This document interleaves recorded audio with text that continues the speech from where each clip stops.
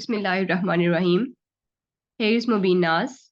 I'm from MK Preparations, and today we are going to discuss about the very much important topic, that is evolution and theories of evolution.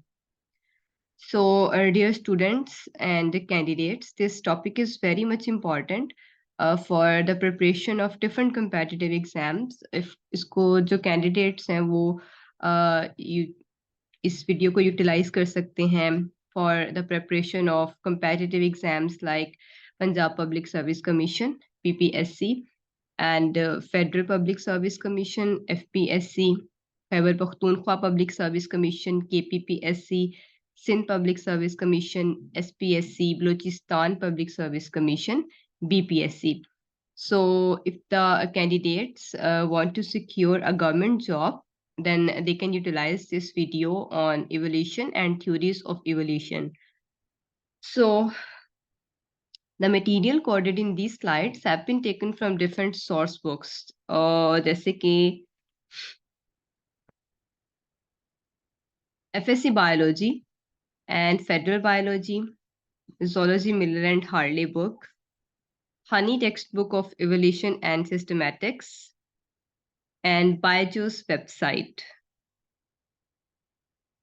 So, जो contents हम इस topic में discuss करेंगे, it includes the evolution and the theories of evolution, Lamarckism and the theory of inheritance of acquired characteristics, Darwinism or the theory of natural selection, mutation theory of T. Veres, Neo-Darwinism or modern concept or synthetic theory of evolution, theory of sexual selection, microevolution and macroevolution, evidences of evolution, Hardy-Weinberg theorem, factors affecting the gene frequencies. And at the end, we'll discuss some important questions related to the theories of evolution. So, inshallah, this topic would be very helpful for all the students as well as candidates appearing in different exams. So, let's start our topic. The first one is the evolution and the theories of evolution. So, Lamarckism or the theory of inheritance of acquired characters. There are total 5 theories that we're going to discuss here. Lamarckism or theory of inheritance of acquired characteristics, Darwinism or theory of natural selection, mutation theory of T. Veres, Neo-Darwinism or modern concept or synthetic theory of evolution, theory of sexual selection, microevolution and macroevolution. So there are 5 theories that we'll discuss here, and at the end we'll discuss about the microevolution and the macroevolution as well as their differences. So first of all, we'll discuss about the pre-Darwinian theories of change. So evolution. What is evolution? Evolution refers to the change from one condition to another. Evolution जो है ये एक continuous process है. Still evolution जो है वो continue है. Planet Earth पे organisms are evolving from one to the other species. The idea of evolution did not originate with the Charles Darwin. Aristotle described the concepts of change in living organisms over time.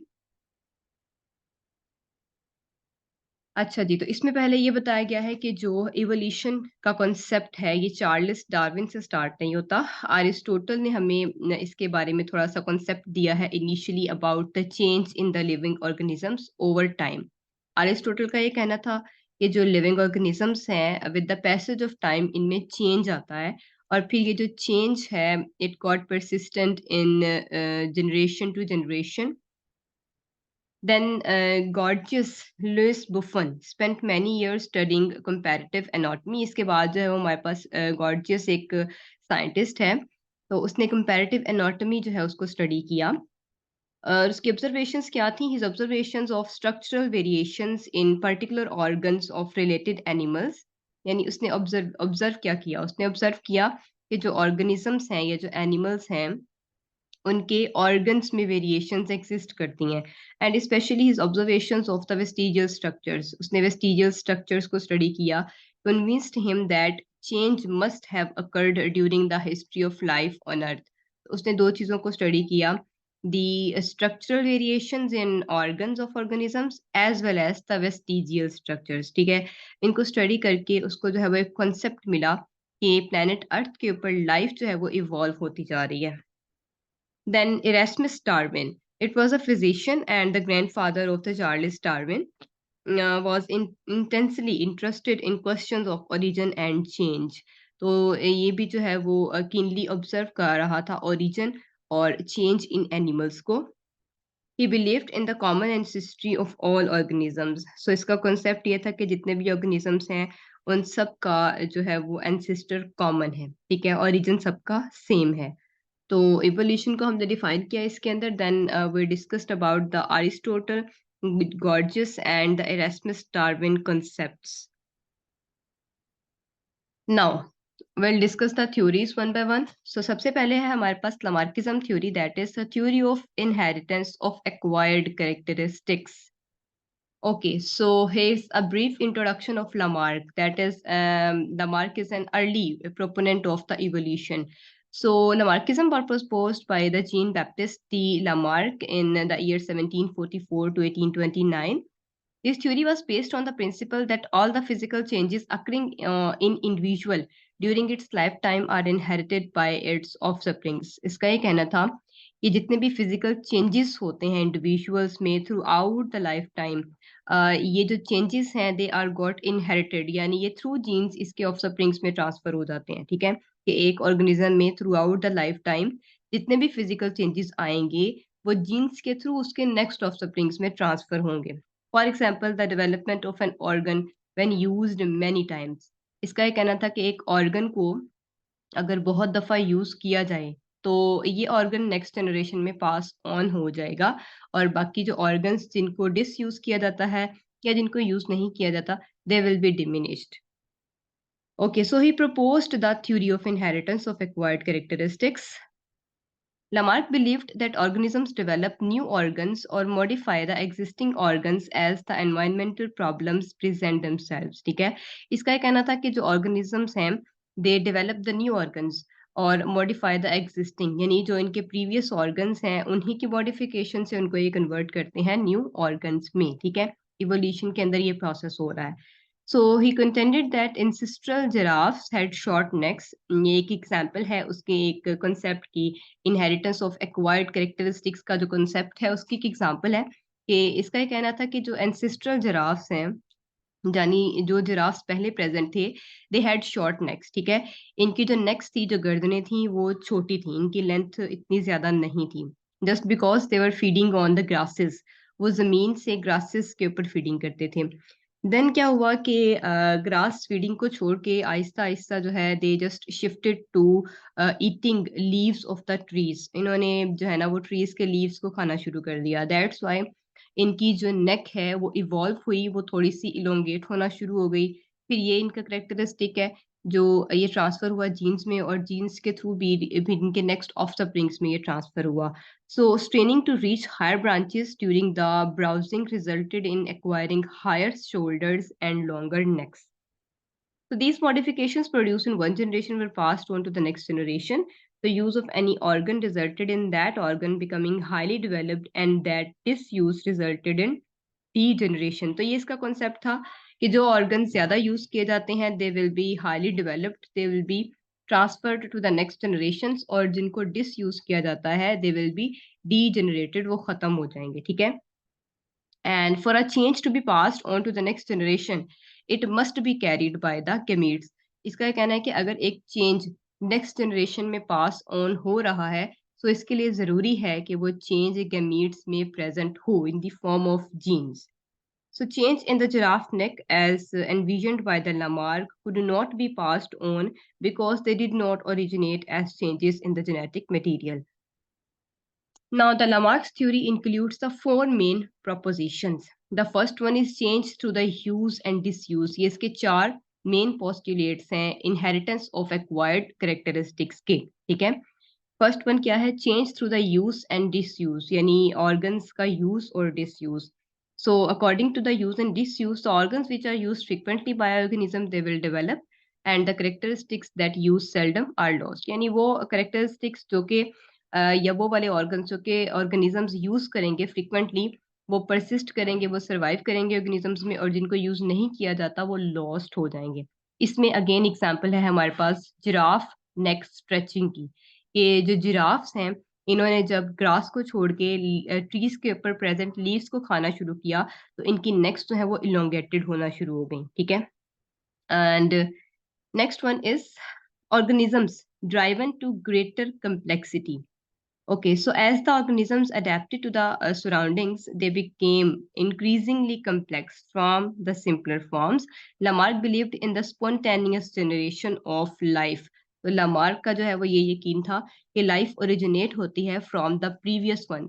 इसका ये कहना था कि life sudden, यानी अगर एक giraffe जो है उसमें एक चेंज आया है कि उसकी नेक इलोंगेट हो गई है, तो इन द वेरी नेक्स्ट जनरेशन वो चेंज आपको उसके ऑफस्प्रिंग्स में नजर आएगा। लेकिन इसका ये कॉन्सेप्ट जो है गलत था, क्योंकि चेंज जो है या जो इवोल्यूशन है वो एक स्लो प्रोसेस है, ठीक है। ग्रेजुअल इवोल्यूशन हो रही होती है ऑर्गेनिजम्स के अंदर, and it takes a lot of generations. It's not a thing that would take place or that would occur in a single generation. Okay, so the next one is the inheritance of acquired characteristics.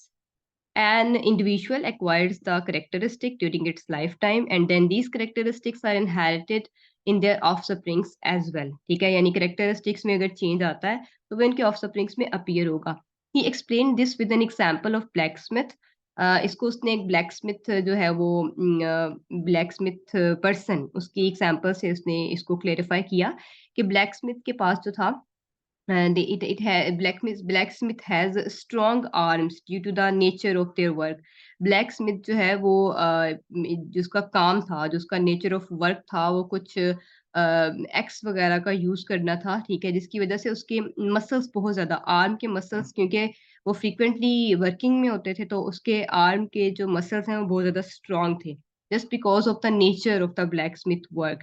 So he proposed that any children a blacksmith conceives will inherit the development of strong muscle. तो उसका simple ये कहना था कि black Smith, जैसे मैंने पहले भी बात की कि जनरेशन, जो लामार्क है उसका ये कॉन्सेप्ट था कि एक ऑर्गेनिज्म में अगर चेंज आ रहा है तो वो इन दी वेरी नेक्स्ट जनरेशन उसके ऑफस्प्रिंग्स में अपीयर होगा, ठीक है। तो ब्लैक स्मिथ जो है ये एक तरीके से एक्स यानी कुल्हाड़े वगैरह को यूज करता था। उसका काम था आयरन, जो लोहा होता है, उसको एक एक जो है ना वो डिफरेंट शेप देना यूजिंग द एक्स, ठीक है। तो इस तरह का उसका वर्किंग नेचर था। तो एक्स को यूज करने की वजह से उसके जो मसल, आर्म आर्म के मसल्स थे वो बहुत ज्यादा स्ट्रांग थे। तो अब लमार का कॉन्सेप्ट थे ये था कि अगर ब्लैक स्मिथ के मसल्स स्ट्रांग हैं, देन दे मस्ट अपीयर और then they must transfer in the offsprings of the blacksmith. So effect of environment and new needs, ये हमारे पास इसका फोर्थ मेन जो कॉन्सेप्ट है, effect of environment and the new needs. So the environment influences all the organisms. A slight change in the environment brings about the changes in organisms. This gives rise to new needs, which in turn produces new structures and changes the habits of organisms. Okay. So according to this कि environment में भी जो change होता है, यानी environment में जो भी एक ऑर्गेनिज्म रोल परफॉर्म कर रहा है, तो एक तरीके से वो स्टिमुलस होगा या वो एनवायरनमेंट का चेंज होगा। तो एनवायरनमेंट में अगर कोई चेंज हो रहा है, it would effect the characteristics of the organisms. और अगर एक ऑर्गेनिज्म की कैरेक्टरिस्टिक्स चेंज हो जाती हैं, then they would appear in the very next generation in the offsprings of that person, ठीक है। तो ये लामार्क की थ्योरी के फोर मेन जो है वो हमारे पास प्रोपोजिशंस हैं, और यू कैन से पोस्टुलेट्स हैं। Change through the use and disuse, organisms driven to greater complexity, inheritance of acquired characteristics, and effect of environment and new needs. ये जो चार इसके पोस्टुलेट्स हैं, ये बहुत इंपॉर्टेंट हैं, ठीक है। अक्सर इनकी हेडिंग्स के हवाले से ही आपको एमसीक्यूज पूछ लिए जाते हैं। Now, the examples of Lamarckism. So the first one is evolution of giraffe. इसको हम पहले भी डिस्कस कर चुके हैं कि ancestors of the giraffe looked like the horses, as you can see. Lamarckism theory में एक्सप्लेन किया गया, इसमें एग्जांपल दी गई जिराफ नेक की। लामार्क का कहना ये था कि जो एंसिस्ट्रल जिराफ्स हैं उनकी नेक्स शॉर्ट थी, ठीक है, जस्ट लाइक द हॉर्सेस। और क्योंकि they were feeding on the grasses, but with the passage of time उन्होंने ग्रासेस को छोड़ के ट्रीज के लीव्स को खाना शुरू कर दिया, दैट्स वाई इनकी नेक्स इलोंगेट होना शुरू हो गई। और अब इसका जो लमार्किज्म है, लमार्क का कॉन्सेप्ट ये है कि अगर ये वाला जिराफ, यू कैन से this giraffe is a parent giraffe, ठीक है, इसकी नेक इवॉल्व हो चुकी है, लंबी हो चुकी है, देन इसका फौरी तौर पे इसकी जो नेक्स्ट जनरेशन होगी, ऑफ स्प्रिंग होगा, इसमें ये ट्रेट अपीयर होगा। सो रिमेंबर वन थिंग, यही जो चीज है, ये लमार्क का यही कॉन्सेप्ट के within you can say from the parent to the very next generation change का अपीयर होना, ये चीज जो है, ये कॉन्सेप्ट गलत कॉन्सेप्ट है, ठीक है। नेक्स्ट एग्जाम्पल है हमारे पास aquatic birds with webbed toes. Okay, so aquatic birds such as ducks are believe to have evolved from terrestrial animals, ठीक है। तो इसका ये कहना था कि जो हमारे पास एक्वेटिक बर्ड्स हैं, टेरेस्ट्रियल एनिमल्स से ही इवॉल्व होके आए हैं। Then extinction of the limbs in snakes. अब हमारे पास इस लमार का एक और कॉन्सेप्ट है कि जो प्रीवियस स्नेक्स थे उनमें लिम्स प्रेजेंट थे, ठीक है, but with the passage of time, यानी वो लिजर्ड लाइक एंसेस्टर्स थे उनके स्नेक्स के, इनके पास लिम्स थे और they were walking on the land with the help of the limbs. लेकिन फिर इन्होंने क्या करना शुरू किया, they just started their accordion like movement, यानी इन्होंने अपनी बैली को यूज करके रिंगना स्टार्ट किया, क्रॉलिंग स्टार्ट कर दी, और लिम्स जो है वो इनके यूज में नहीं आते थे, तो with the passage of time limbs इनकी नेक्स्ट जनरेशन से डिसअपियर होते गए, ठीक है। तो दैट्स वाई हम अब प्रेजेंटली जो है वो हमें लिम्बलेस स्नेक्स देखने को मिलते हैं। नेक्स्ट है फ्लाइटलेस बर्ड्स, ठीक है। So it is believe that the ancestors of the birds, जैसे कि ऑस्ट्रिच, ऑस्ट्रिच जो है ये एक फ्लाइटलेस बर्ड है, they were able to fly due to some environmental changes, they had a lot of food and were well protected, so they stopped using their wings and as a result the wings became vestigial, ठीक है। वो वाले structures जो कि हमारे अब presently use में नहीं है लेकिन हमारे एंसेस्टर्स में प्रेजेंट है, उन्हें हम वेस्टिजियल ऑर्गन्स कहते हैं। तो ऑस्ट्रिच क्योंकि एक फ्लाइटलेस बर्ड है, तो इसके बारे में कहा जाता है कि इसके एंसेस्टर्स, यानी इनिशियली जो ऑस्ट्रिच था, इसके एंसेस्टर्स जो थे, they were having flight mechanism, लेकिन फिर इनमें इनको जो है वो लैंड पे ही ज्यादा प्रोटेक्शन और फूड मिलना शुरू हो गई, that's why they just lost their wings and they converted to flightless birds. Now, cave dwellers, the ancestors of the animals living in caves, are believed to have powerful eyesight due to living under continuous dark conditions. They lost their power to see.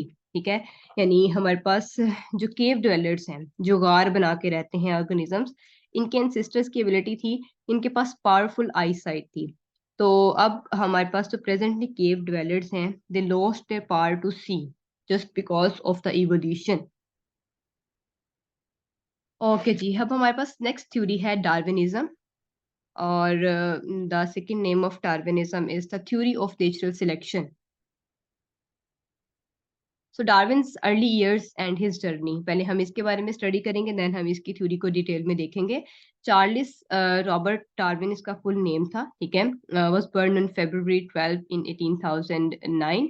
His father, like his grandfather, was a physician. Now, a voyage of the HMS Beagle, अब हम इसके बहरी जहाज का जो है वो सफर जो इसने किया था, हम उसकी डिटेल्स को देखेंगे। Darwin was commissioned as a naturalist on the HMS Beagle, ठीक है, which set sail on December, यानी HMS बीगल जो एक बहरी जहाज है, उसके थ्रू इसने सफर को स्टार्ट किया ऑन December 27, 1831, और फिर ये उस बहरी जहाज पे 5 साल के सफर के लिए जो है वो क्या, ठीक है।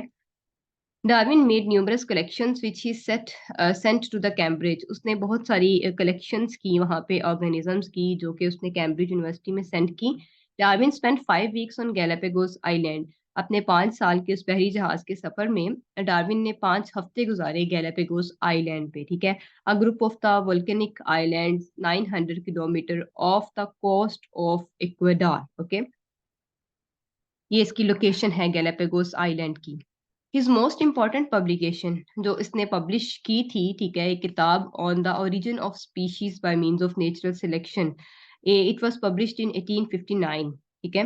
And revolutionised biology. सो जो डार्विन की पब्लिकेशन है उसका नाम है the origin of species by means of natural selection, and it was published in 1859।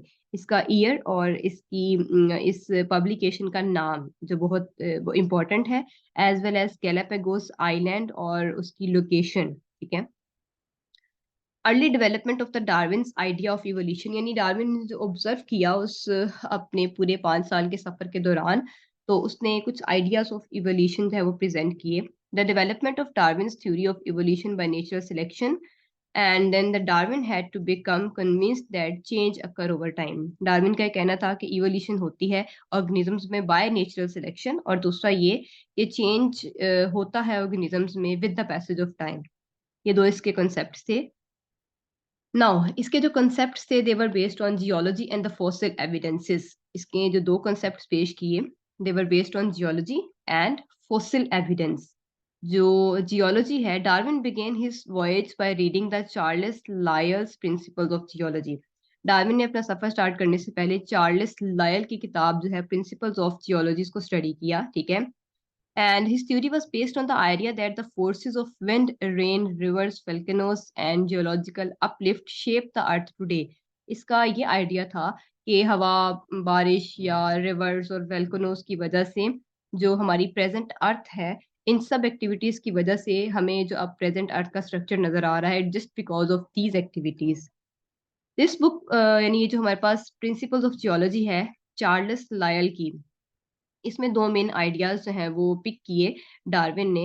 The earth could be much older than 6000 years, और दूसरा आइडिया था the face of the earth changed gradually over long periods, यानी जो अर्थ है वो 6000 साल पुरानी है, और जो हमारे पास फेस ऑफ अर्थ है यानी जो शेप है वो चेंज हो रही है gradually over the long periods, ठीक है।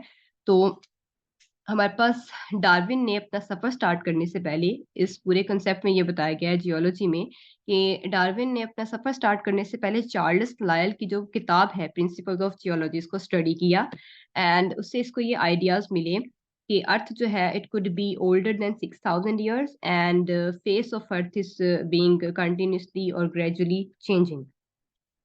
सेकेंड एविडेंस जो है वो हमारे पास फॉसिल एविडेंस है। So once the HMS Beagle reached South America, HMS Beagle यानी जो बहरी जहाज का नाम है HMS Beagle, जब ये पहुंचा south America, he found the fossils remains of extinct hippopotamus-like animal now known as Toxodon and fossils of a horse-like animal, Thantherium, ठीक है। तो डार्विन को वहां पे दो एनिमल्स के फॉसिल्स मिले, डॉक्सोडॉन एंड थैंथेरियम। एक जो है वो हिप्पोपोटामस लाइक एनिमल है और दूसरा हॉर्स लाइक है। Both of these fossils were from the animals that were clearly different from any other animal living in the region, ठीक है। यानी ये जो फॉसिल्स थे ये बिल्कुल डिफरेंट थे उन ऑर्गेनिज्म से जो कि उस वक्त उस पूरे जो एरिया का जहाँ पे विजिट किया डार्विन ने, वहां पे जितने भी ऑर्गेनिजम्स थे उन सब से डिफरेंट थे, ठीक है। So modern horses were in the south America, of course, but Spanish explorers had brought these forces to America in the 1500s. The fossils suggested that horses had been present and had become extinct long before the 1500s. यानी horse-like animal Thantherium के fossils मिले Darwin को। इससे उसने ये pick किया कि fossils जो है ये सजेस्ट कर रहे थे उसको कि हॉर्सेस पहले भी प्रेजेंट थे, आज से बहुत हजार साल 1500 साल पहले भी प्रेजेंट थे, ठीक है। और वो एक्सटिंक्ट हो चुके हैं और अब जो है उनसे रिलेटेड डिफरेंट स्पीशीज एग्जिस्ट करती हैं प्रेजेंटली, ठीक है। नाउ अब हम डिटेल देखेंगे गैलापागोस आइलैंड पे जो है वो किस किस तरह की स्पीशीज को डार्विन ने स्टडी किया और उनसे क्या कॉन्सेप्ट्स और क्या आइडियाज उसने पिक किए, ठीक है। इससे पहले हमने देखा कि जो डार्विन की थ्योरी है नेचुरल सिलेक्शन की, it is based on two concepts geology और फॉसिल एविडेंस, ठीक है। ये एमसीक्यूज आ जाता होता है अक्सर कि डार्विन का जो पूरा कॉन्सेप्ट है नेचुरल सिलेक्शन का, it's on the basis of geology and the fossil evidences, ठीक है। Now, about the Galapagos Island. So Darwin observe a group of dark sparrow like birds, उनको हम फिंचिस कहते हैं, ठीक है। और ये उसने फिंचिस जो थी ये ऑब्जर्व की थी गैलापेगोस आइलैंड पे। सो ही नोटिस द गैलापेगोस फिंचिस, इसने जब इन सब गैलापेगोस फिंचिस को, जैसे you can observe here diagram में ये शो किया गया है हमारे पास कि सारी जो है स्पैरो लाइक बर्ड्स हैं, यानी ये चिड़ियां हैं, ठीक है, स्पैरो लाइक बर्ड्स हैं, इनको फिंचिस कहते हैं।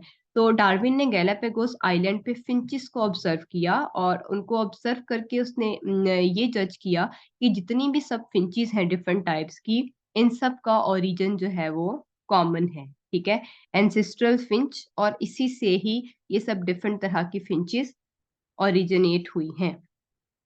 Scientists now think that Galapagos finches also descended from an ancestral species that originally inhabited the mainland of South America. यानी साइंटिस्ट का आप कॉन्सेप्ट ये है, गैलापेगोस फिंचेस जो हैं बेसिकली इनकी जो एंसेस्ट्रल स्पीशीज हैं ये मेनलैंड साउथ अमेरिका में प्रेजेंट थी, ठीक है।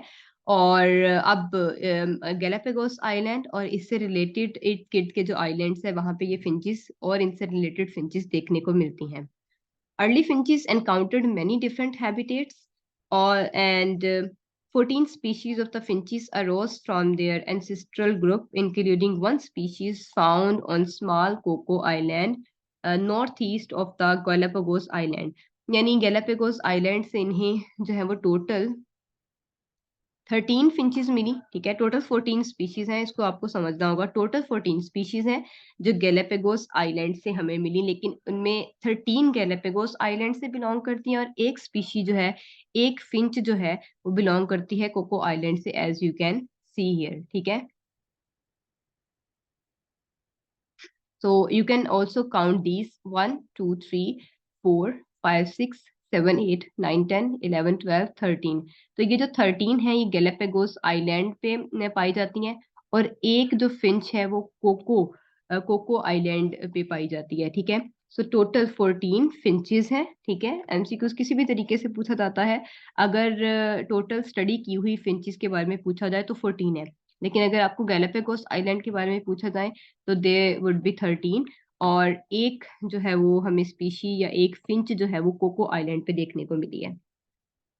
The most obvious differences between these finches were related to their dietary adaptations, ठीक है। तो बेसिकली एक एंसेस्ट्रल फिंच प्रेजेंट थी और साउथ अमेरिका में, मेनलैंड ऑफ साउथ अमेरिका में। देन इस फिंच को जो के कुछ मेंबर्स जो है वो माइग्रेट करके किसी और एरिया में गए, ठीक है। तो वहां पे इनको डिफरेंट फीडिंग हैबिटेट्स देखने को मिली, जिस वजह से उनकी बीक मॉडिफाई हो गई। देन इनके कुछ मेंबर्स फर्दर एरियाज में मूव किए, तो वहां पे डिफरेंट फीडिंग हैबिट्स की वजह से उनकी बीक में चेंज या इवोल्यूशन आया। देन इनके कुछ मेंबर्स अदर एरियाज में मूव किए, तो वहां पे डिफरेंट फीडिंग हैबिट्स होने की वजह से इनकी बीक में भी जो है वो चेंजिंग्स आना स्टार्ट हुई। तो एक्चुअली इनकी इन सभी फिंचेस में जो डिफरेंस है वो बीक का डिफरेंस है, ठीक है, बीक शेप का डिफरेंस है। और ये जो बीक शेप का डिफरेंस है इट इज रिलेटेड और it is dependent on the dietary adaptations, यानी फीडिंग अडेप्टेशंस के ऊपर है कि जैसे जैसे फिंचेस एक एरिया से दूसरे एरियाज में मूव करती गई, हर एरिया में they encountered with a different type of feeding, और डिफरेंट टाइप ऑफ फीडिंग की वजह से इनकी बीक जो है वो मॉडिफाई होती गई, ठीक है। The finches of the Galapagos Islands provide an example of adaptive radiation, ठीक है। अडेप्टिव रेडिएशन की एक एग्जांपल है हमारे पास finches of the Galapagos Island. And what is adaptive radiation? It is the formation of new species or new forms from ancestral species. कि ancestral species से नई species का बनना, ये adaptive radiation का process है, ठीक है। So we have done with the Galapagos Island. Now the theory of evolution by natural selection. हम इसकी डिटेल स्टडी करेंगे। Initially Darwin was unable to find a natural process similar to artificial selection. However, in 1838, he read an essay by the Thomas Malthus. It was on the principles of population, and Malthus believed that human population has the potential to increase geometrically. This struggle, when viewed or over generations, could be a means of natural selection. तो ये हमारे पास एक theory of natural selection का थोड़ा सा concept ये है कि डार्विन ने उन सब चीज़ों को स्टडी करने के बाद principles of geology by the Charles Lyell fossil evidences और गैलापेगोस आइलैंड पे अपनी सारी स्टडीज के बाद फिर इसने थॉमस माल्थस का जो एक ऐसे है on the principles of population उसको स्टडी किया, ये देखने के लिए कि एक्सटिंक्ट ऑर्गेनिजम्स का प्रेजेंट ऑर्गेनिज्म से क्या रिलेशनशिप है। तो उसको एक कॉन्सेप्ट मिला माल्थस का। वो कॉन्सेप्ट ये था कि human population has the potential to increase geometrically, ठीक है। और इसको लेके फिर फर्दर उसने जो है वो एक्सप्लेन किया कि इवोल्यूशन होती है by the natural selection. Populations increase करती हैं ज्योमेट्रिकली, लेकिन उन पॉपुलेशंस में से उन ऑर्गेनिजम्स को सिलेक्ट कर लिया जाता है that are having best genetic traits और best genetic makeup. So this is known as the natural selection. Now, Darwin's theory of evolution by natural selection has the following postulates. पहला है जी variation. So, the changes accumulated over a period of time in an organism usually give rise to a new species. यानी with the passage of time जितनी भी changes organisms में आएंगी वो accumulate होती जाएंगी and then ultimately वो organism जो है वो एक new species में convert हो जाएगा, ठीक है। और जितने भी इंडिविजुअल्स हैं हर स्पीशी में they vary in size, colour, proportion, internal external structures. Seldom are any two individuals exactly alike. ऐसा बहुत कभी कम या बहुत कभी कभार होता है कि दो इंडिविजुअल्स एक दूसरे के जैसे हों। ये केस हो सकता है फॉर द आइडेंटिकल ट्विंस, ठीक है, इसके अलावा नहीं। Now second factor is geometric rate of increase यानी over production. So this give rise to more organisms being reproduced by a species than the environment can support. तो over production में हम ये बताते हैं कि एक जो पॉपुलेशन है उसका नंबर इस हद तक इंक्रीज हो जाता है कि एनवायरनमेंट उस इंक्रीज्ड पॉपुलेशन को सपोर्ट नहीं कर सकता, ठीक है। So all organisms have a far greater reproductive potential. It's just because कि हर organism के पास greater reproductive potential होता है। For example, एक फीमेल ऑयस्टर जो है वो 100,000 एग्स ले करती है। फीमेल सी स्टार 1 मिलियन एग्स को रिलीज करती है। फीमेल रॉबिन ले 4 फर्टाइल एग्स ईच सीजन, ठीक है। तो ऐसा क्या ऐसा हो सकता है कि अगर इन तमाम एग्स में से ऑफ स्प्रिंग्स जो है वो रिलीज आउट हो जाएं, सभी जो एग्स हैं दे आर फर्टाइल और सभी एग्स में से ऑर्गेनिजम्स डेवलप हों, सो फिर इसका फर्दर जो है वो रिजल्ट क्या होगा। So what if all these eggs were fertilized and developed to the reproductive adults by the following year? So, a 500,000 female sea star, each producing another million eggs, repeated over just a few generations, would soon fill up the ocean. अगर हम सी star की ही बात कर लेते हैं जो कि 1 million eggs को रिलीज करती है, और ये 1 मिलियन एग्स अगर सारे के सारे फर्टाइल हों और इनके एडल्ट्स भी फर्दर 1 मिलियन एग्स रिलीज करें, सो बहुत जल्दी आपको पूरा का पूरा जो ओशन है वो भरा नजर आएगा सी स्टार से, ठीक है। वहां पे बाकी स्पीशीज का सरवाइव करना जो है वो फिर डिफिकल्ट हो सकता है। ये इसका रिजल्ट होता है ओवर प्रोडक्शन का। Population rate increases geometrically, but population size remain constant. यानी 1 मिलियन एग्स अगर ले करती है सी स्टार, तो उन तमाम एग्स में से अगर एडल्ट्स भी रिलीज आउट हो जाते हैं, तो ये जो एडल्ट्स हैं अब इनकी सिलेक्शन होगी, ठीक है। नेचर अब इनको सिलेक्ट करेगी, जो बेस्ट जेनेटिक मेकअप वाले होंगे वो सर्वाइव करेंगे और बाकी सब एलिमिनेट आउट हो जाएंगे, ठीक है। इसी तरीके से नेचर सिलेक्ट करती है ऑर्गेनिजम्स को। तो नो मैटर कि पॉपुलेशन का रेट इंक्रीज होता है geometrically from 2 to 4 to 8 to 16, but population का साइज कांस्टेंट रहता है just because of enemies, diseases, competition, climate. यानी कोई डिजीज अटैक कर देती है उस पॉपुलेशन पे, या प्रीडेटर्स उनको कंज्यूम कर लेते हैं, उनका आपस में कंपटीशन होता है, या क्लाइमेट में कोई चेंज आ जाता है, तो इन सब की वजह से और जो एक ग्रेटर पॉपुलेशन है उसका साइज रिड्यूस हो जाता है, ठीक है। नेक्स्ट हमारे पास जो पोस्टुलेट है थ्योरी ऑफ नेचुरल सिलेक्शन का वो है स्ट्रगल फॉर एक्सिस्टेंस।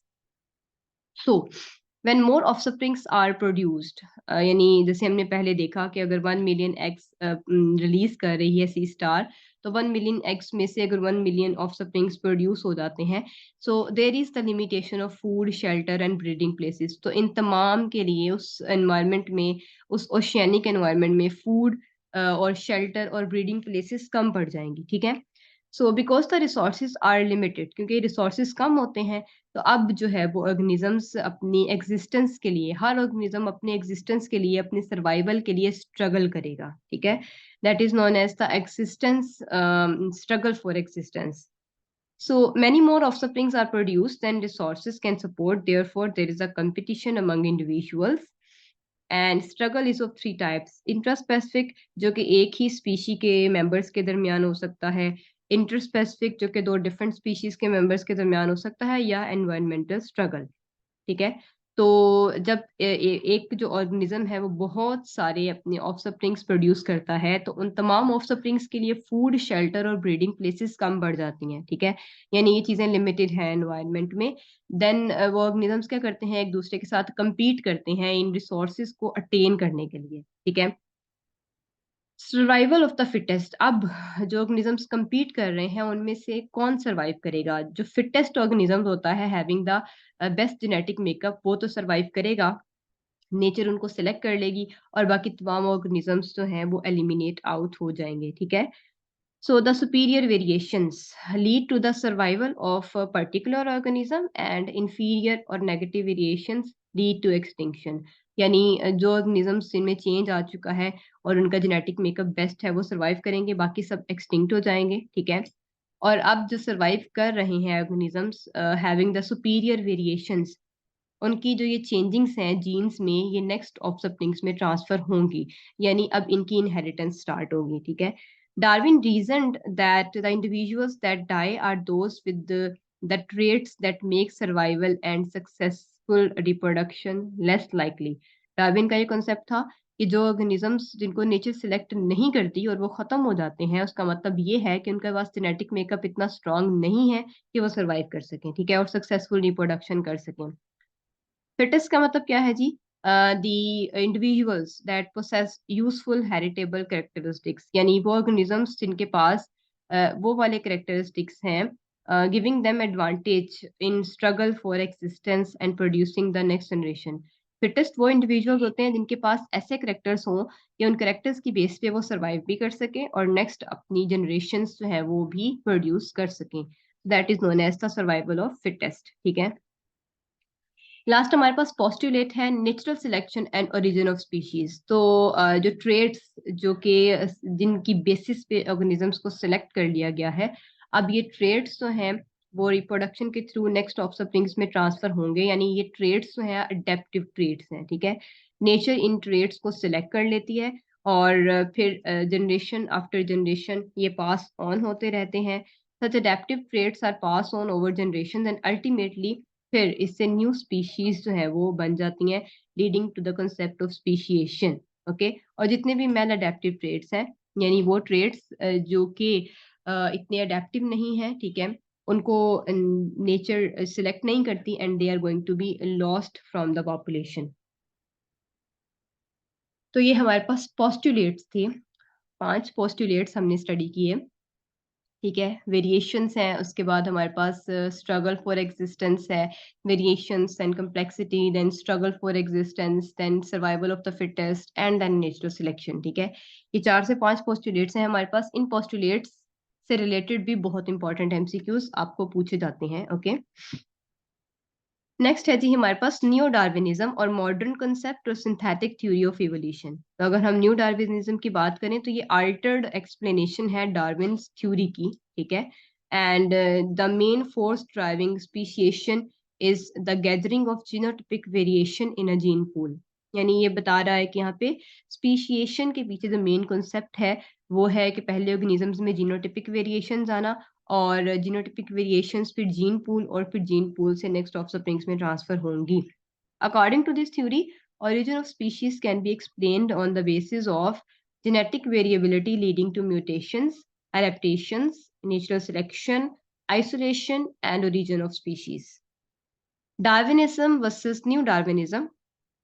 ये हमारे पास यहाँ पे इनका जो है वो एक कंपैरिजन है. अगर हम बात करें डार्विनिज्म की, तो डार्विनिज्म थ्योरी क्या हमें एक्सप्लेन करती है that theory of species advanced by Darwin by natural selection. ठीक है, डार्विन की जो थ्योरी है यानी वो बताती है evolution of species bye natural selection. New Darwinism क्या है? ये हमारे पास डार्विन थ्योरी की ही मॉडिफिकेशन है जो कि हमें जेनेटिक बेसिस पे एक्सप्लेन करती है कि इवोल्यूशन किस तरीके से हो सकती है।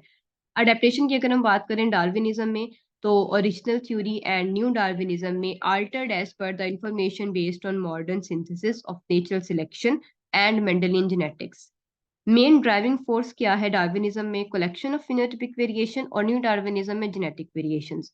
नेचुरल सिलेक्शन क्या है डार्विनिज्म में?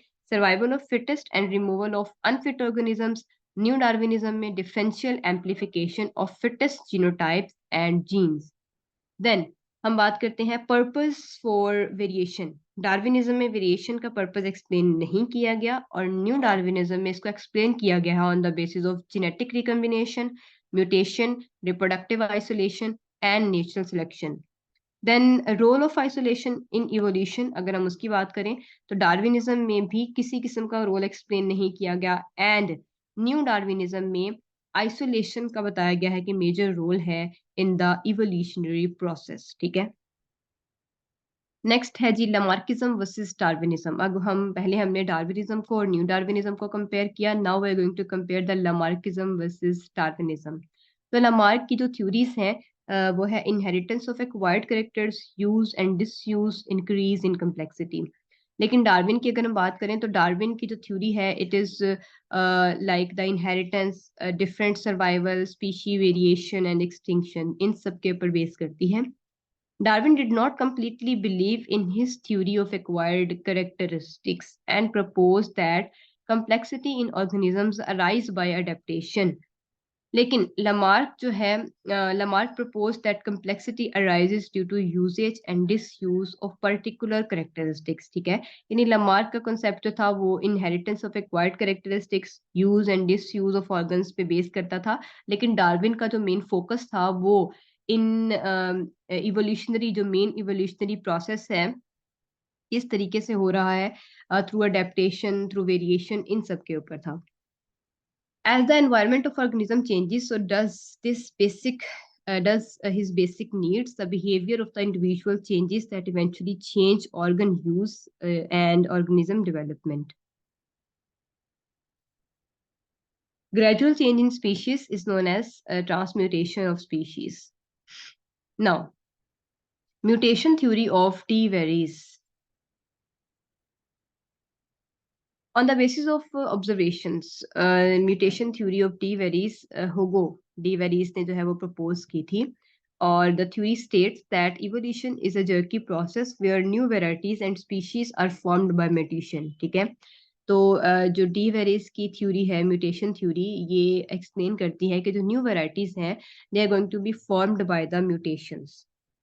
Salient features of the mutation theory are: mutations are discontinuous variations and are raw materials of evolution. Mutations appear all of a sudden, they become operational immediately. Unlike the Darwin's continuous variations, mutations do not revolve around the mean or normal characters of species. Same type of mutations can appear in a number of individuals of a species. All mutations are inheritable and they are conceivable directions. Useful mutations are selected by nature and lethal mutations are eliminated. Accumulation of variations produce a new species and new species produced by a single mutation. Evolution is a jerky and discontinuous process। ठीक है, तो ये हमारे पास जो है वो कुछ points हैं, सैलिएंट फीचर्स हैं म्यूटेशन थ्योरी के।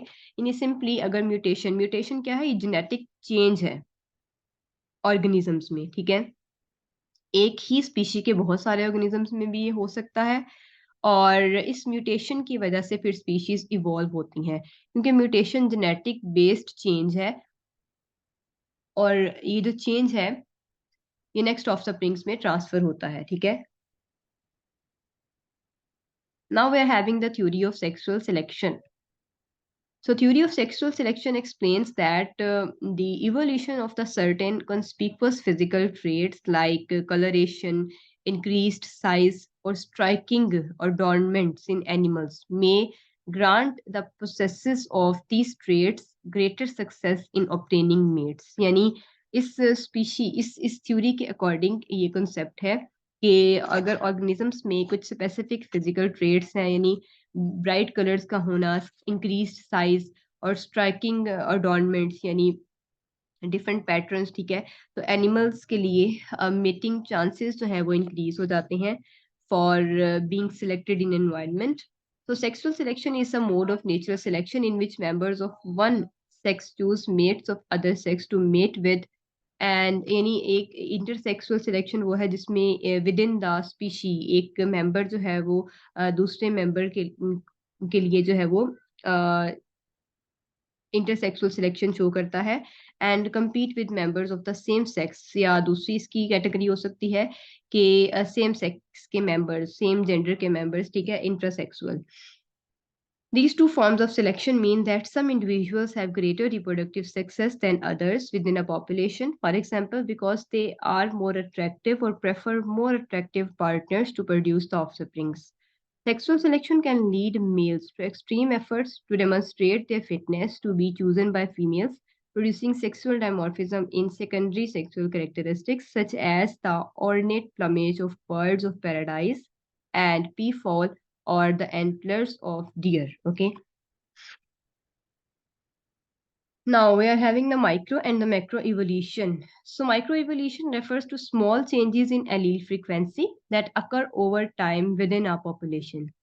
Macroevolution refers to the large changes over much longer time scale and can result in speciation. ठीक है, अब हम इनका एक डिफरेंस देखेंगे. माइक्रो इवोल्यूशन और मैक्रो इवोल्यूशन में क्या डिफरेंस है. बाय डेफिनेशन हम देख चुके हैं कि माइक्रो इवोल्यूशन जो है a change that occur in a population due to change in allele frequency, ठीक है, and macro evolution is the large scale and visible change that occur above the level of species. Level of evolution क्या है for the micro, the change occur at an intraspecific level, ठीक है, यानी within the species, and for macroevolution, the change occurs at interspecific level, yani between the species. Cause kya hai? For the microevolution, there are four causes: genetic drift, mutation, selection, and gene flow. And for the macroevolution, the extended microevolution is the cause of macroevolution. Time. Microevolution takes a shorter time, but macroevolution takes millions of years. Visibility. In microevolution, the changes are very minute and cannot be viewed. Okay, and the it can be observed by the Hardy-Weinberg equilibrium. But for macroevolution, the changes are large and occur over a million of years. And the methods such as fossil studies have to be employed to observe the evolution. Examples क्या है microevolution की? Bacterial strains that have acquired the antibiotic resistance, and macroevolution, evolution of bat wings and loss of limbs in snakes and lizards. ठीक है, तो ये हमारे पास macroevolution की examples हैं. So we have done with all the theories. ठीक है, हमने 5 theories को डिस्कस किया डिटेल में, और उसके बाद हमने जो है वो माइक्रो और मैक्रो इवोल्यूशन को डिस्कस किया. Now we'll discuss about the evidences of evolution. So evidences क्या है हमारे पास इवोल्यूशन के, यानी इवोल्यूशन के शवाहिद हमें कहाँ से मिलते हैं? बायोजियोग्राफी से. तो biogeography is the distribution of organisms on the planet earth. ठीक है, बायोजियोग्राफर्स जो हैं they will study the biogeography.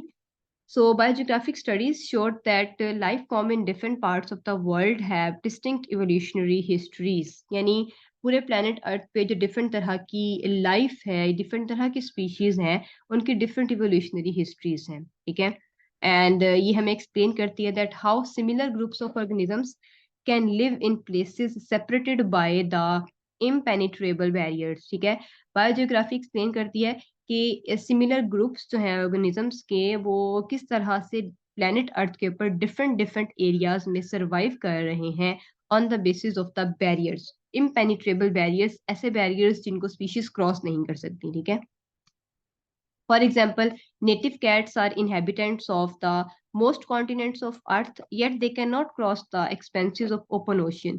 यानी ये ऑब्जर्व किया गया कि नेटिव कैट्स जो है वो पूरे प्लेनेट अर्थ पे डिफरेंट रीजन्स में, कॉन्टिनेंट्स में सर्वाइव कर रही हैं, लेकिन ये ओशियंस को क्रॉस नहीं कर सकती. तो इनकी जो है वो डिस्ट्रीब्यूशन किस तरीके से हुई है, इन सब चीज़ों को हम डिस्कस करते हैं बायोजियोग्राफी में. ठीक है, So biogeographers explain why plants and animals separated by the barriers are very different in spite of similar environment. अब सेकंड हमारे पास इसका पॉइंट ये है कि जो प्लांट्स और एनिमल्स हैं जो जिनको जियोग्राफिकल बैरियर्स यानी माउंटेन रेंज या ओशन वगैरह ने सेपरेट किया हुआ है, स्टिल वो इतने डिफरेंट क्यों हैं जो कि एक ही सेम एनवायरनमेंट के अंदर एग्जिस्ट कर रहे हैं, ठीक है।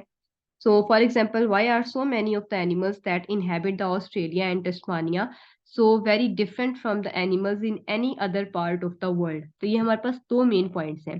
एक तो ये कि how similar groups of organisms can live in separated places due to impenetrable barriers, and why the plants and animals separated by geographical barriers living in similar environments are too much different from each other, ठीक है। तो ये दो points biogeography में हम explain करते हैं।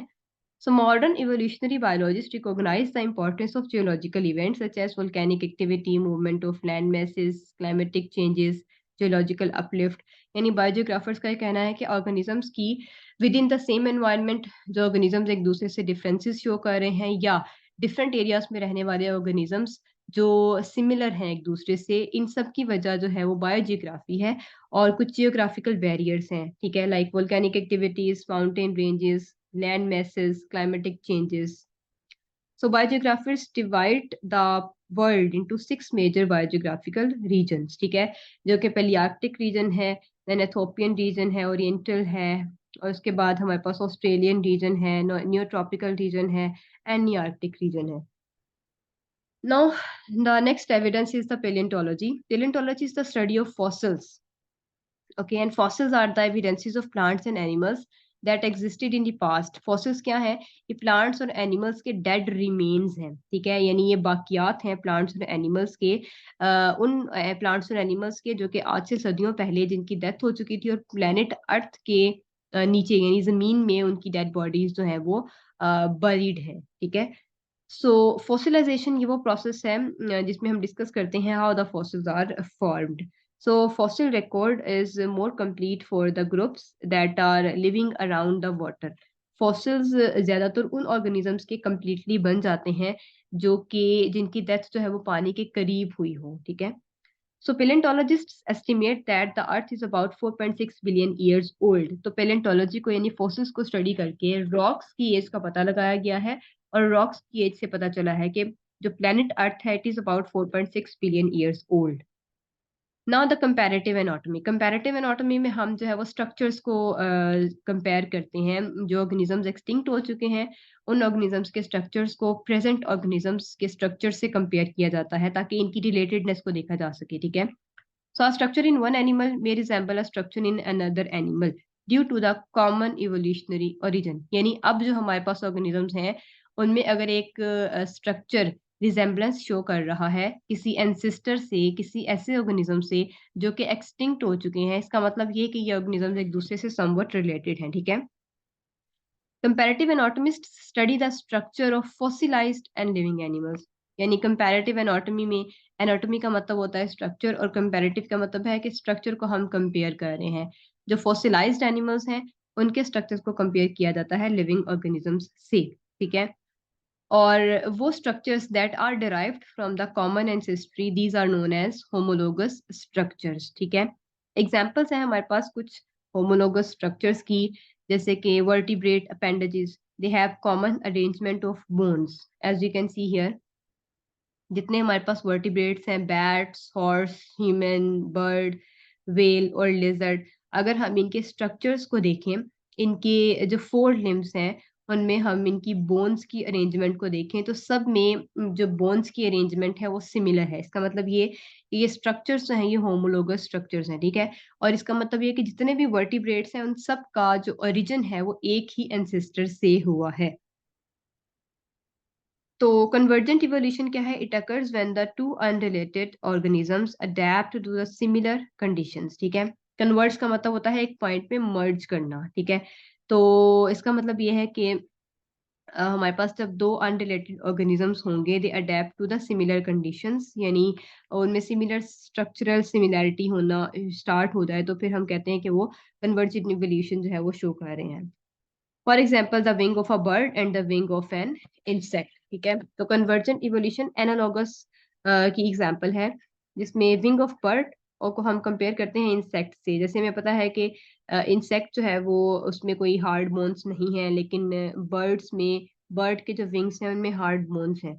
यानी wing of birds and wing of insects, अगर हम इनमें देखें तो सिमिलैरिटी, स्ट्रक्चरल सिमिलैरिटी तो कोई नहीं है, हाँ फंक्शनल सिमिलैरिटी एग्जिस्ट करती है कि बाय फंक्शन दोनों का फंक्शन सेम है, कि विंग्स जो है वो फ्लाइट में इन्वॉल्व है, लेकिन स्ट्रक्चरल सिमिलैरिटी नहीं है। तो ऐसे जो हमारे पास स्ट्रक्चर्स हैं वो कन्वर्जेंट इवोल्यूशन के बारे में एक्सप्लेन करते हैं, ठीक है। और ऐसे स्ट्रक्चर्स को हम कहते हैं analogous structures, they are not homologous, ठीक है। So any similarities simply reflect the fact to fly an animal must have a broad flat gliding surface. So instead of being homologous, these structures are analogous, having similar function but dissimilar origin. ठीक है? So organisms often retain the structures that have lost their usefulness, और ऐसे structures को हम कहते हैं vestigial। यानी हमारे organisms में वो structures भी present हैं जो कि ancestors में थे, लेकिन अब present organisms में वो हमारे यूज में नहीं आते। स्टिल प्रेजेंट है लेकिन यूज में नहीं आते, ठीक है। तो हमारे एंसेस्टर्स में वो यूजफुल थे, लेकिन अब जो डिसेंडेंट्स हैं उनमें वो यूजफुल नहीं है। तो ऐसे स्ट्रक्चर्स को वेस्टिजियल स्ट्रक्चर्स कहते हैं। जैसे कि boa constrictors have minute remnants of the hind limbs, pelvic bones left over from appendages of their reptilian ancestors, ठीक है। यानी हाइंड लिम्स और pelvic bones प्रेजेंट होती हैं बोआ कॉन्स्ट्रिक्टर्स में, लेकिन they are of no use. इनका use जो था वो इनके रेप्टिलियन एंसेस्टर्स में था। अगर हम ह्यूमंस की बात करें तो ह्यूमंस में भी बहुत से वेस्टिजियल स्ट्रक्चर्स प्रेजेंट हैं, ठीक है। और इनमें जो है वो हमारे पास बहुत सारी एग्जांपल्स भी एग्जिस्ट करती हैं वेस्टिजियल स्ट्रक्चर्स की, ठीक है। ओके जी। सो कंपैरेटिव एनाटॉमी में हमने दो तरह के स्ट्रक्चर्स देखे, होमोलोगस और एनालोगस। होमोलोगस स्ट्रक्चर्स वो हैं that are showing structural similarity but functionally different हैं, ठीक है। जैसे हमने देखा यहाँ पे होमोलोगस स्ट्रक्चर्स को, कि होमोलोगस स्ट्रक्चर्स में हमने एग्जांपल देखा वर्टिब्रेट अपेंडेजेस। तमाम जो वर्टिब्रेट्स हैं उनके अपेंडेजेस में जो बोन्स हैं उनकी अरेंजमेंट सेम है, यानी स्ट्रक्चर सेम है, लेकिन सबका फंक्शन डिफरेंट है। हॉर्स उसको रनिंग के लिए यूज करता है, बैट्स फ्लाइंग के लिए, बर्ड्स फ्लाइंग के लिए यूज करते हैं, वेल्स अपने फ्लिपर्स को यूज करती है स्विमिंग के लिए, ठीक है। लिजर्ड जो है वो जंपिंग के लिए। तो सब बाय फंक्शन डिफरेंट है, लेकिन बाय स्ट्रक्चर सिमिलर है। तो ये होमोलोगस ऑर्गन्स हैं और ये डाइवर्जेंट इवोल्यूशन का हमें आइडिया देते हैं। लेकिन जो हमारे पास ऑर्गन्स जो कि बाय फंक्शन सिमिलर है लेकिन बाय स्ट्रक्चर डिफरेंट है, जैसे wings of birds and wings of insects, तो ये जो है इन्हें हम एनालॉगस ऑर्गन्स कहते हैं, और ये हमें कन्वर्जेंट इवोल्यूशन का आइडिया देते हैं। So now we are moving towards the molecular biology. Molecular biology में हम होमोलोगस स्ट्रक्चर्स जो हैं उनके बारे में बताते हैं कि होमोलोगस स्ट्रक्चर्स में बायोकेमिकल प्रोसेसेस सेम है, ठीक है। Ultimately structure and function is based on genetic blueprint, यानी डीएनए मॉलिक्यूल की फॉर्म में है ये सब कुछ। रिलेटेड एनिमल्स जो हैं उनमें सिमिलर डीएनए प्रेजेंट होता है, जो बताता है कि इनका जो है वो एंसेस्टर कॉमन है, ठीक है। और as you know that DNA is going to expressed in the form of proteins. तो ऑर्गेनिजम्स में सिमिलर डीएनए होना या सिमिलर प्रोटीन्स का होना, ये हमें एक एविडेंस प्रोवाइड करता है कि ऑर्गेनिजम्स जो हैं they are showing the common ancestry. Now the Hardy Weinberg theorem. So, in 1908, the Godfrey H. Hardy and German physician Wilhelm Weinberg, they derived a mathematical model. और ये mathematical model क्या explain करता है? It explains that what happens to the frequency of alleles in a population over time. ये हमें बताता है कि with the passage of time, जो frequency of alleles है in a population, उसके साथ क्या होगा, ठीक है? उसमें कैसे change आएगा? So, this is known as Hardy-Weinberg theorem. सो अब हम इसकी प्रॉपर स्टेटमेंट देखते हैं। It states that mixing of alleles at meiosis and their subsequent recombination do not alter the frequencies of alleles in future generation. ये हमें explain करता है कि जब दो डिफरेंट हमारे पास जेंडर्स में मियोसिस होती है और गमीट्स बनते हैं, स्पर्म्स और एग्स, ठीक है। और इनमें रिकम्बिनेशन का फिनोमेना भी होता है। जब स्पर्म्स और एग्स बन जाते हैं then they are going to recombine to make a diploid zygote. तो इसकी वजह से एलील की फ्रीक्वेंसी में किसी किस्म का कोई चेंज नहीं आता इन नेक्स्ट जनरेशन। सो इसको हम एक और तरीके से भी एक्सप्लेन कर सकते हैं that evolution will not occur because the allelic frequencies will not change from generation to generation. ठीक है, एक जनरेशन के बाद फौरन नेक्स्ट जनरेशन में इवोल्यूशनरी चेंज नहीं आता, क्योंकि एलीलिक फ्रिक्वेंसीज जो है वो इस तरीके से चेंज नहीं होती। The assumptions of the Hardy-Weinberg theorem are as follows. The population size must be large. Large size ensures that gene frequency will not change by chance alone. Mating within the population must be random. Every individual must have an equal chance of mating with any other individual in a population, and if this condition is not fulfilled, then some individuals are most likely to reproduce than others and natural selection may occur। ठीक है, यानी इसकी कुछ assumptions हैं वो ये कि पहले तो ये कि population size जो है वो large होना चाहिए। ठीक है, और large size हमें बता रहा होता है कि जिन frequencies जो हैं वो immediately change नहीं होंगी। mating random होनी चाहिए। ठीक है, यानी सिलेक्टिव नहीं होनी चाहिए, इट मस्ट बी रैंडम कि एक ऑर्गेनिज्म जो है वो इक्वली किसी भी मेंबर के साथ मीटिंग करने का जो है वो चांस रखता हो। और हर इंडिविजुअल जो है after meeting it will produce some offsprings. ठीक है, and individuals can not migrate into और out of the population. Migration may introduce new genes into the gene pool or add or delete the copies of existing genes. Mutations must not occur. ठीक है, migration भी नहीं होनी चाहिए, mutations भी नहीं होनी चाहिए, मेटिंग जो है वो रैंडम होनी चाहिए और पॉपुलेशन का साइज लार्ज होना चाहिए। So if mutations occur then mutational equilibrium must exist and it exists when mutation from the wild type allele to a mutant form is balanced by mutation.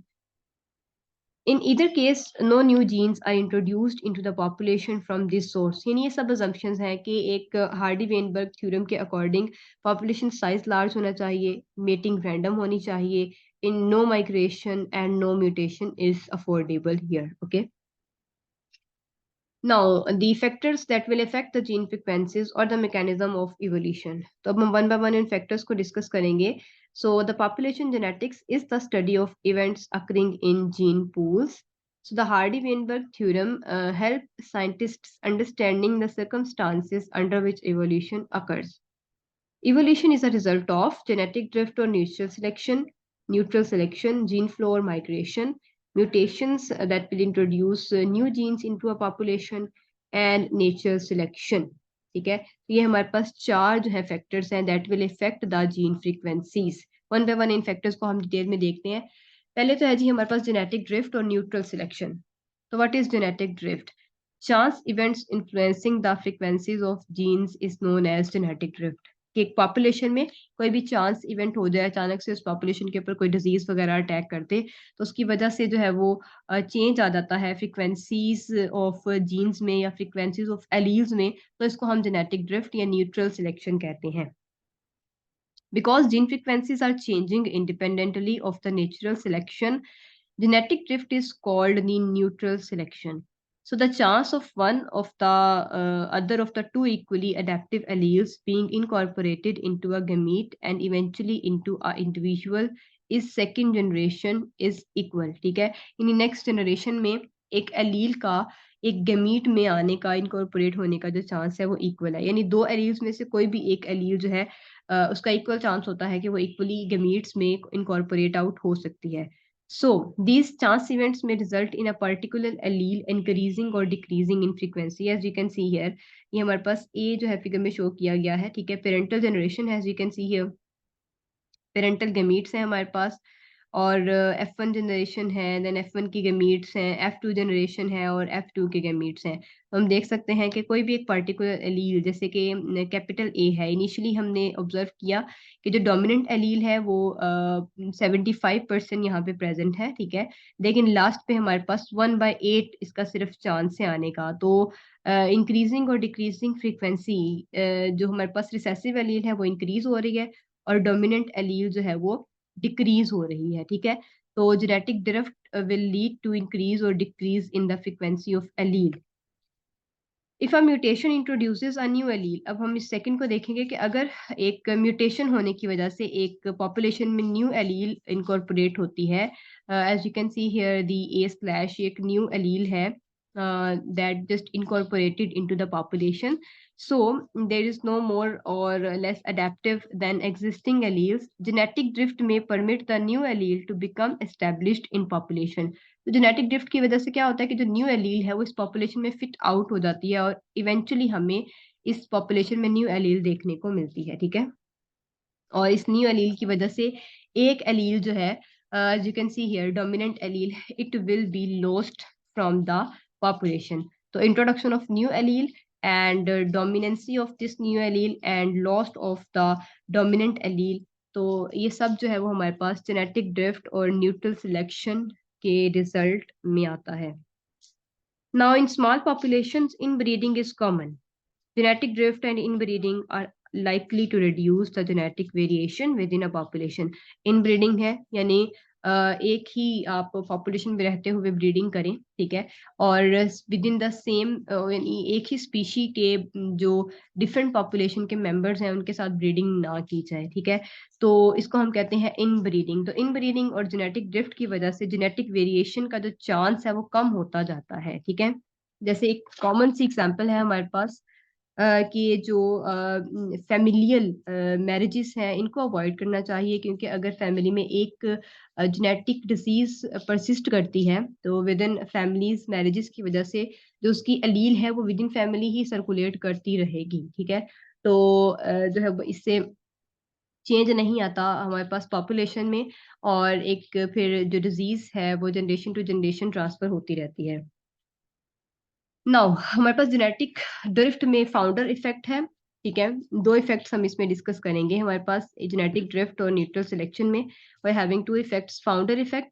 So when a few individuals from a parental population colonize the new habitat, they carry the sample of gene pool from which they came। यानी एक parental population से कुछ members new habitat में move कर रहे हैं तो वह पेरेंटल पॉपुलेशन से कोई ना कोई स्पेसिफिक सैंपल्स ऑफ जीन्स लेके आते हैं, ठीक है। So, new colony that emerges from the founding individuals is having a distinctive genetic makeup with less variation than the larger population. So, this is known as the founder effect. ठीक है। Example है हमारे पास founder effect की Dunkers of the eastern Pennsylvania. जब eastern Pennsylvania के Dunkers थे migrated from Germany to the US in the 18th century, and for the religious reasons they have not married outside their sect। यानी डंकर्स of eastern Pennsylvania के जो members हैं वो Germany से US में migrate किए, लेकिन जो है वो रिलीजियस रीजंस की वजह से इन्होंने अपनी कास्ट से हट के बाहर जो है वो मैरिजेस अलाउ नहीं की। So examination of the certain traits यानी ABO blood type in the population reveals a very different gene frequency from the Dunker population of Germany, ठीक है। तो इसमें जो है वो एक ही ट्रेट ABO blood type जो उस पॉपुलेशन में जो है वो कॉमनली ऑब्जर्व किया गया। So it's just because they were not marrying outside their sect, ठीक है। So these differences are attributed to the chance absence of certain genes in the individuals who founded the original Pennsylvania Dunker population। Next है जी हमारे पास bottleneck effect। The number of individuals in a population is drastically reduced and this form is known as bottleneck effect। जैसे कि चीता population की example है इसमें south and east Africa, they are endangered and their depleted populations have reduced the genetic diversity to the point that even if populations are restored they will have only a remnant of original gene pool, ठीक है। तो as you can see here कि ये हमारे पास original population है, फिर इनकी जो पॉपुलेशन है वो डिप्लीट आउट हो जाएगी और then environmental upheavals lift the population expands and only 4 different alleles remain, ठीक है। यानी ओरिजिनली बहुत ज़्यादा इनमें एलील की जो है वो एलील्स प्रेजेंट हैं, फिर इनकी पॉपुलेशन काफ़ी हद तक कम हो गई किसी जो है वो नेचुरल क्लैमिटी की वजह से, और फिर इस पॉपुलेशन में ये 4 हमारे पास एलील्स हैं डी, जे, एल और एम। फर्दर जब इन एलील्स कंटेनिंग ऑर्गेनिजम्स ने ब्रीडिंग स्टार्ट की तो नेक्स्ट जो पॉपुलेशन बनी इसमें सिर्फ यही 4 एलील सर्कुलेट कर रही हैं, बाकी सब जो है वो एक्सटिंक्ट आउट हो चुकी हैं। तो इस तरह के इफेक्ट को हम कहते हैं बोटल नेक इफेक्ट, जिसमें एलील्स भी रिड्यूस हो रही हैं, ठीक है। जीन फ्लो एंड माइग्रेशन की हमारे पास सेकंड है जेनेटिक ड्रिफ्ट के बाद हमारा सेकंड जो इफेक्ट है या जो फैक्टर है इफेक्टिंग द जीन फ्रीक्वेंसी, वो है gene flow and migration. So Hardy-Weinberg theorem assumes that no individuals enter a population from the outside immigrate and no individuals leave a population emigrate. यानी population को leave करना उसे हम कहते हैं emigration, और पॉपुलेशन में इंट्रोड्यूस होना, एंटर होना, उसे हम कहते हैं इमिग्रेशन. तो हार्डी वेनबर्ग थ्योरम ये कहता है कि माइग्रेशन जो है वो अलाउ नहीं है इंडिविजुअल्स के लिए. सो इमिग्रेशन और एमिग्रेशन की वजह से हार्डी वेनबर्ग थ्योरम जो है वो अपसेट हो जाता है, resulting in changes in gene frequencies. तो changes in gene frequency from the migration of individuals is by the gene flow process. Next हमारे पास है म्यूटेशन. कि म्यूटेशन जो है वो किस तरीके से जीन फ्रीक्वेंसीज को चेंज कर रही है. ठीक है, तो माइग्रेशन की वजह से जीन फ्रीक्वेंसीज चेंज हो जाती हैं एंड जेनेटिक ड्रिफ्ट की वजह से जीन फ्रीक्वेंसीज चेंज हो जाती हैं. Now mutation. So mutation are the changes in the structure of the gene and chromosome, and mutations are the origin of all new genes and source of variation. ठीक है, mutation जो है वो source of variation है. New genes का जो introduction है, it's also just because of the mutations. So mutation counters the loss of genetic material from the natural selection and genetic drift, and it increases the likelihood of variations. So mutation pressure is the measure of tendency for gene frequency to change through mutation. So mutation की वजह से भी जो है वो gene frequencies change होंगी. Then natural selection. So natural selection occurs whenever some phenotypes are more successful at leaving the offsprings than the other. Now, modes of the selection. Directional selection है हमारे पास एक तो, and it occurs when individuals at the one phenotypic extreme are at a disadvantage compared to the other individuals in the population.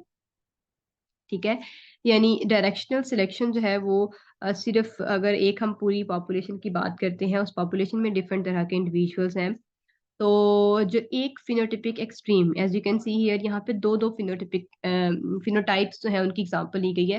तो एक graphically इसको show किया गया है. एक फिनोटिपिक एक्सट्रीम के ऊपर डायरेक्ट जो सिलेक्शन है वो ऑपरेट करती है. ठीक है, so individuals at the one phenotypic extreme are at a disadvantage, यानी दो डिफरेंट तरह की फिनोटाइप्स हैं और एक तरह की जो फिनोटाइप्स हैं they are going to be eliminated out from the population due to natural selection. तो as you can see here, the blue one region जो है वो कम से कम होता जा रहा है, यानी ये डायरेक्शनल सिलेक्शन है जो एक ही तरह की फिनोटाइप पे एक्ट करती है. और इसमें हमारे पास जो है वो in response to this selection the deleterious genes are going to be decreased and the other genes will increase, यानी जो खतरनाक जीन्स हैं जो बेनिफिशियल नहीं है वो एलिमिनेट आउट हो जाएंगे एंड बाकी जो है वो सर्वाइव करेंगे. Directional selection may occur when a mutation gives rise to new genes or when the environment changes to select against the existing phenotype. और इसमें एग्जांपल है इंडस्ट्रियल मेलानिज्म. डिसरप्टिव सिलेक्शन क्या है जी? It involves the circumstances selecting against the individuals of intermediate phenotypes. ठीक है, इसमें 3 तरह की फिनोटाइप्स और जो इंटरमीडिएट फिनोटाइप्स वाले ऑर्गेनिजम्स हैं उनको सिलेक्ट कर लिया जाता है. इसमें एग्जांपल है snails with a range of shell colours between white and dark brown. ठीक है, स्नेल्स जो कि रह रहे हैं हमारे पास in the marine tide pool, तो इनमें इनके जो शेल कलर्स हैं उनकी रेंज है वाइट और डार्क ब्राउन. तो इसमें से सिलेक्ट कर लिया जाता है इंटरमीडिएट वालों को. वाइट और डार्क ब्राउन वाले जो है वो एलिमिनेट आउट हो जाते हैं. So the disruptive selection could produce 2 distinct sub populations, one white and one brown. Okay, stabilizing selection. So when both the phenotypic extremes are deleterious. इसमें क्या होगा जब डिस्ट्रप्टिव सिलेक्शन में हमारे पास जो एक्सट्रीम्स हैं उनको सिलेक्ट कर लिया जाता है. ठीक है, ये इंटरमीडिएट पे एक्ट करती हैं. डायरेक्शनल में हमने देखा कि एक फिनोटाइप, एक एक्सट्रीम जो है वो फिनोटाइपिक ऑर्गेनिजम्स वो एलिमिनेट आउट हो जाएंगे. डिस्ट्रप्टिव सिलेक्शन में हमने देखा कि इंटरमीडिएट फिनोटाइप्स रखने वाले ऑर्गेनिजम्स जो है वो खत्म हो जाते हैं और एक्सट्रीम्स वाले सर्वाइव करते हैं. और स्टेबलाइजिंग सिलेक्शन एक्सट्रीम्स वालों पे अटैक करती है, वो खत्म हो जाते हैं और जो इंटरमीडिएट्स हैं वो सर्वाइव करते हैं. So both the phenotypic extremes are deleterious. ठीक है, वो खत्म हो जाएंगे एंड थर्ड फॉर्म जो है वो सर्वाइव करेगी. सो एग्जांपल है horseshoe crab which lives along the Atlantic coast of US. So we have done with the evidences of evolution. अब हमारे पास कुछ इंपॉर्टेंट क्वेश्चंस हैं. The change in the frequency of alleles at a locus that occurs by chance is termed as. genetic drift. Number two, organs that are functionally alike but structurally different, they are termed as the analogous organs.